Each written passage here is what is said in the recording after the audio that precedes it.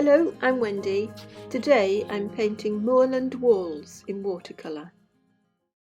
My son and family live in Devon and they live on the edge of Dartmoor. And when I visit, I just love to go out and take loads of photographs of the moors and the walls, like this one with the hawthorne growing out of it and all the old fences. And I do paint them from time to time, and I just fancied having a go at something like this. I was going to paint some more snow, but decided no, we're getting into spring. But this is more of a late autumn, winter sort of view. And I particularly like the palette, the colour palette. I like the warm greens and perhaps a little bit of lightness in the background. And I always like painting trees. These hawthorn trees were lovely, and they still had the red berries on there. Also, I'm particularly fond of painting walls. I'll give you a link in the description box to some walls that I painted while visiting Scomer Island in Pembrokeshire. I like experimenting with the shapes and I like experimenting with the texture. So although I'm working from photographs, I'm working from several photographs, using my imagination, being quite experimental. I'm not looking particularly to make a pretty picture. I'm just looking to make some expressive marks and to experiment with the paint, which is what I like to do. So I hope during the video that you enjoy it, watching it, and that you maybe take something from it that you can apply to your own paintings. This was a very quick sketch that I did a few days ago, and I rather liked the effects that I was getting, some of the marks that I was making. I was working on watercolour paper knot. I'm using Cotman watercolours and I'm using charcoal pencil, and I'm also using, as you can probably see, a little bit of salt sprinkled in. I suppose it's mixed media, I like using charcoal with watercolour. I think it gives a really nice feel to it, especially when you see the paintings live rather than a photograph. You get lots of texture and nice mark making. And if you paint quite loosely and not too worried about getting everything right, you can get quite a lot of energy and life, I think, into your little sketches like this and into your paintings. So I enjoyed doing this. I thought, oh, well, I'll have another go. I really enjoyed doing this.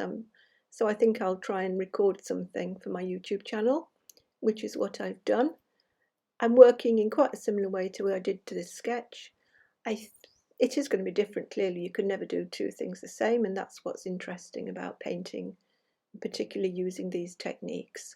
I think one of the things that influence my paintings is those first washes that go down, and you're going to get a different sort of atmosphere and effect depending on what washes you put in the background.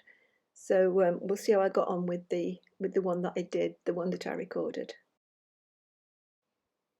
This was the very quick drawing that I did. I've actually speeded this up by 4 times because I think it took me about 3 or 4 minutes to do, so we're cutting this down for you so it doesn't get too boring.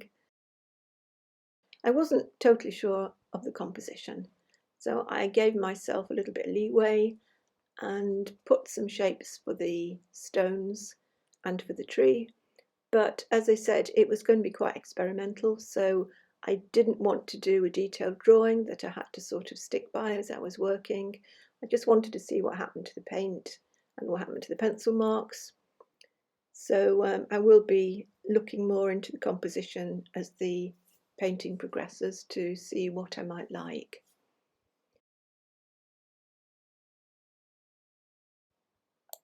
Now this is the background wash. I've speeded this up ×2. I was looking at the photograph and just looking at some of the colours that were behind the tree and in the background, and I'm putting them on and not worrying if the pencil smudges. I like this pencil to smudge. I like the effect of it with the watercolour. But as I was saying earlier, I think your lightness and your character of your painting is going to depend on these background washes. If I wanted something that was a bit sunnier and maybe sunnier day, a bit more spring-like or something, I would keep the washes lighter and maybe put more blue sky in. But I wanted to get something a little bit more subdued and atmospheric in this, so I do go a bit darker once I put these initial washes on.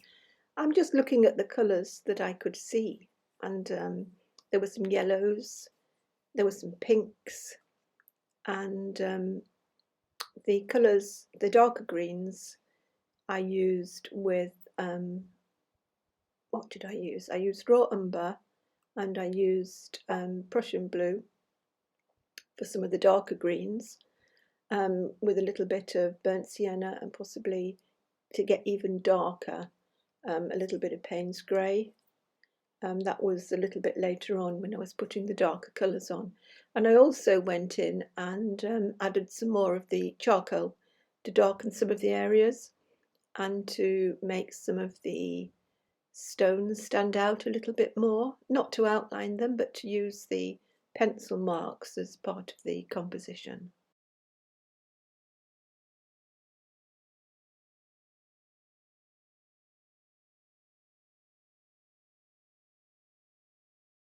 The hawthorn bush itself was quite dark in places, and I used a darker wash to suggest the mass of twigs in places on the hawthorn tree. I did let the background show through, though. I didn't want to get it too dark.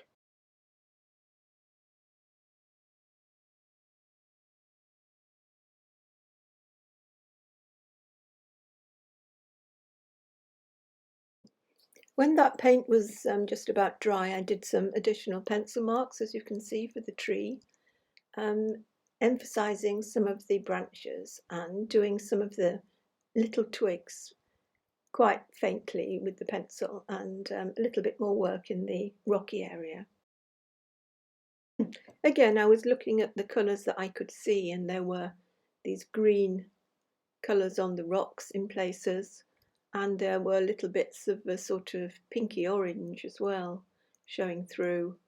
I think this is why I like to use the photographs, and you can have a look and you can see the colours, and you can, try and put them down. I can't work from my imagination. Maybe I've just not been looking enough at things, but I like to, part of the pleasure in me painting is actually looking at nature and finding the colours in the objects that I see in front of me.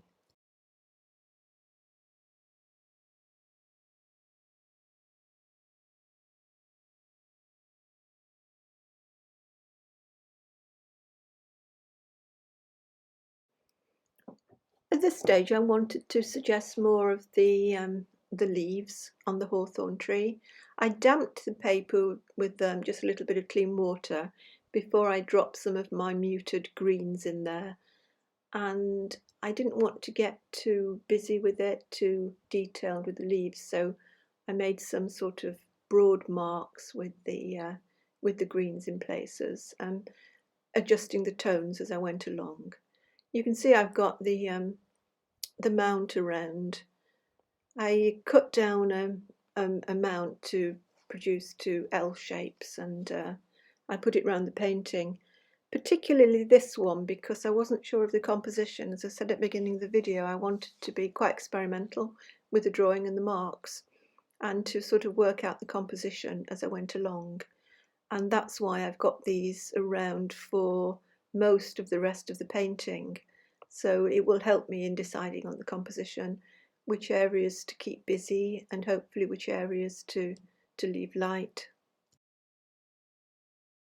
There were some bright greens in the reference, in some of the greens in front of the wall. I wasn't going to keep a lot of those, but I did want to put some in there. So with watercolour now, you can put these nice light tones in, and if you find you've got too many, you can go over them with the darker paint.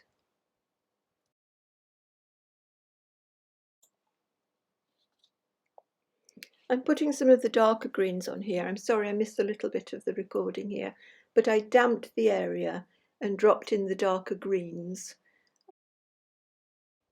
At various stages I moved the paper around a little bit just so that the colours would run, and I also, as you probably saw there, added a little bit of sprinkling of salt. I did a little bit of splattering just with water so that some of the colours would run together a little bit more. As I said, this was very much an experimental painting and adds these gaps between the stones were drying, as the paint was drying, I was just dropping in some darker paint. Oh, you can see me doing it there. So I think I managed to record everything else. Sorry about the bit I missed.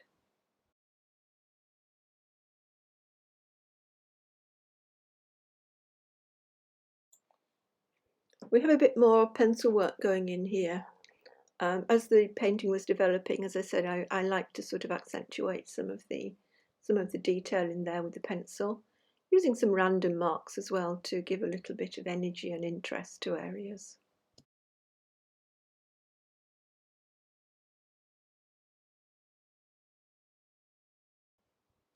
So then I used a rigger brush to put in more of the branches and the little twigs. I didn't want to overdo it, so it was a question of knowing how many and when to stop really with the twigs. I could possibly have put a few more in, but you make these decisions as you go along. I'm not using a brown because I didn't see a brown in the photographs that I got. I'm mixing up one of my dark greens to do the branches and the little twigs here, and again possibly going in with the pencil in places.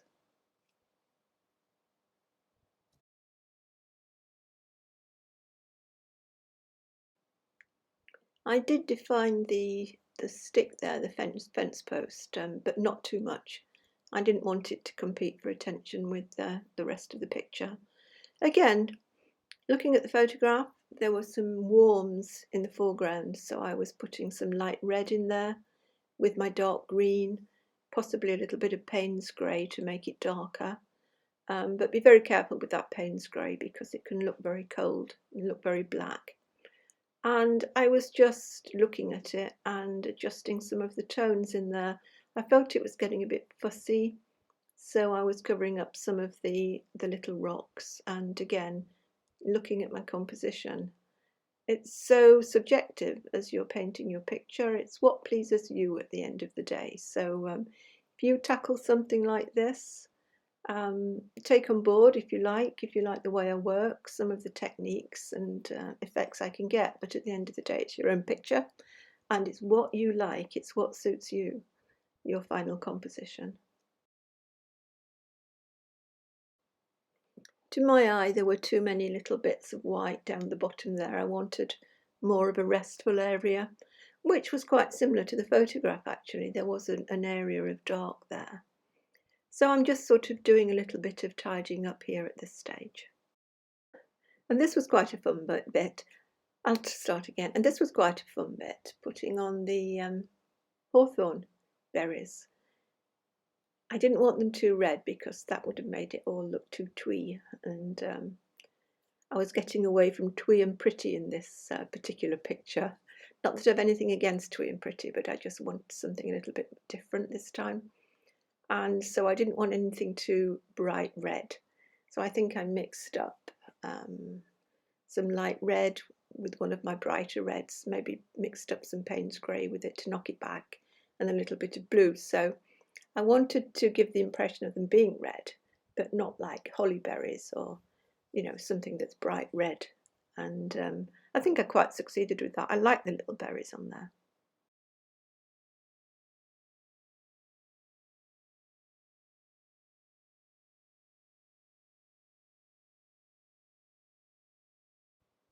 I thought it was a bit bland, that bottom right hand corner, so I used a little bit of tissue, pulled out a few sort of rock shapes, not too much, just to add a little bit more texture and a little bit more interest in the bottom right there.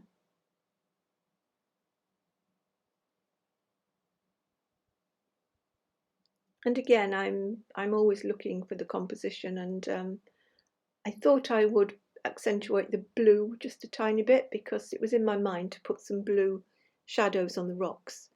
So rather than just having the blue in one place, I thought I would accentuate the blue there in the sky.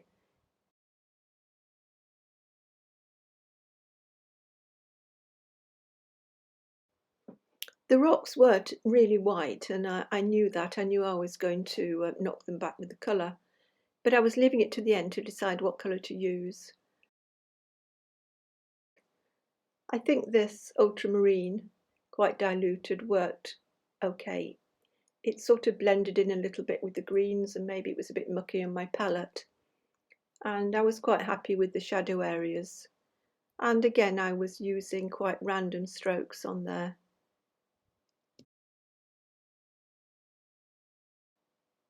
So this was my final picture. I really enjoy painting it, and as I've said, depending on the background that you choose, you're going to get a lot of different atmospheric effects, and possibly showing different sorts of weather conditions, and it's experimental. You've nothing particularly in your mind when you're setting off painting like this.